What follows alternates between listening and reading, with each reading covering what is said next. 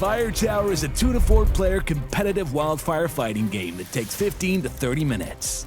This easy-to-learn strategy game might seem simple, but with a range of tactics to choose from, it's actually a challenging yet thrilling game to master.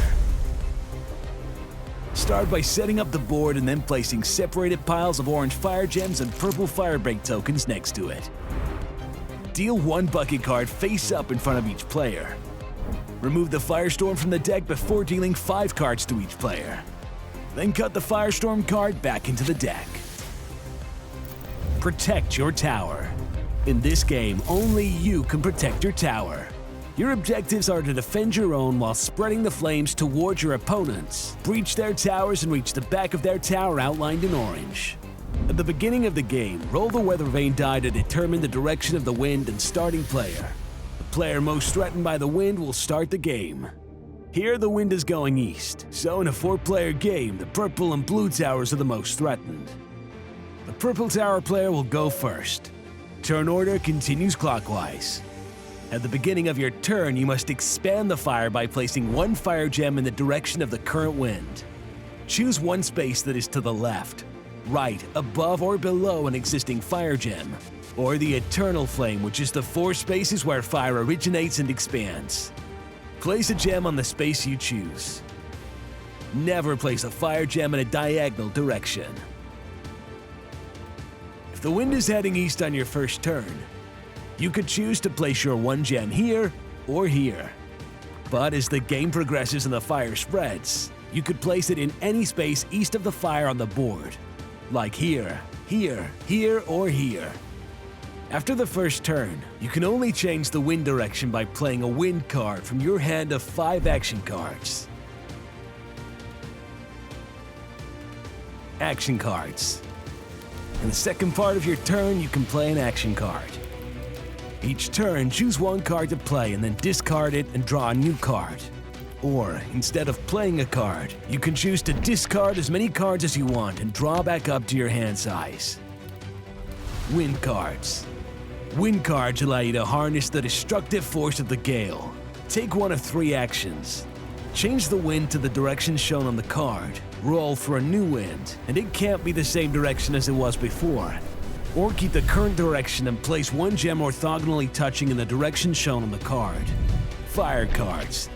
Use fire cards to spread the flames in varying patterns, each with their own tactical advantage. They do not have to correlate with the wind and can be placed in any direction as long as 1 gem is orthogonally touching pre-existing fire. For example, play a burning snag to place 4 gems on the board in a square. The burning snag is connected here. Here is an explosion which replaces a fire gem with a fire break. We'll explain fire breaks in a moment, and then fills it in any of the 8 vacant spaces around it with fire gems. An ember allows you to move any 1 fire gem on the board to any empty space adjacent to a pre-existing fire gem. Embers cannot remove a gem from a fire tower area. A line of 3 fire gems is placed with a flare-up.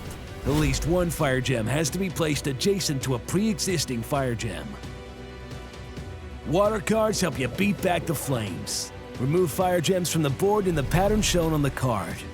For example, use a smoke jumper to remove fire gems from the 8 spaces surrounding a fire gem. The center gem remains on the board. Use the airdrop to remove a line of up to 3 fire gems. Partial removal of a pattern is fine. The fire engine will allow you to remove up to 4 fire gems in the shape of a square.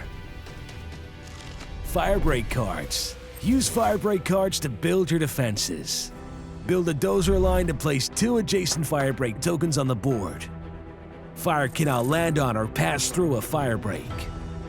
Reforest or deforest cards can be used to remove fire breaks depending on what is drawn. Water, on the other hand, can pass over fire breaks. Fire breaks cannot be built edge adjacent into any previously existing fire break tokens on the board, but they can touch diagonally. For example, a scratch line could not go here, but it could go here, here, here, or here. This means you can never build a perfect barrier. The only way to have 2 adjacent firebreak tokens is by placing the dozer line or playing an explosion.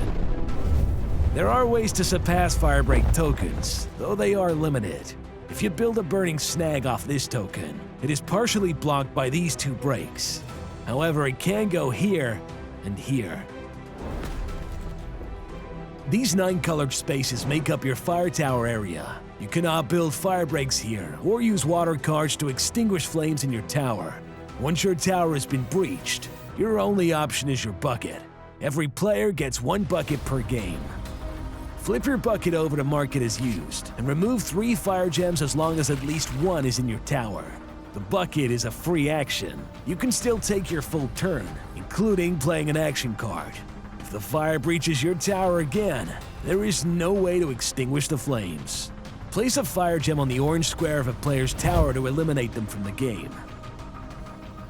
They must then give you their cards, and you combine your hand with theirs and choose 6 cards to keep. All the other players get to draw from remaining cards, and play continues with a 6-card hand size. After the second elimination, repeat these actions and continue with 7 cards. When a player is eliminated, they have an opportunity for revenge with a Firestorm, but players cannot discard and redraw cards at this point. The last cards to note are event cards.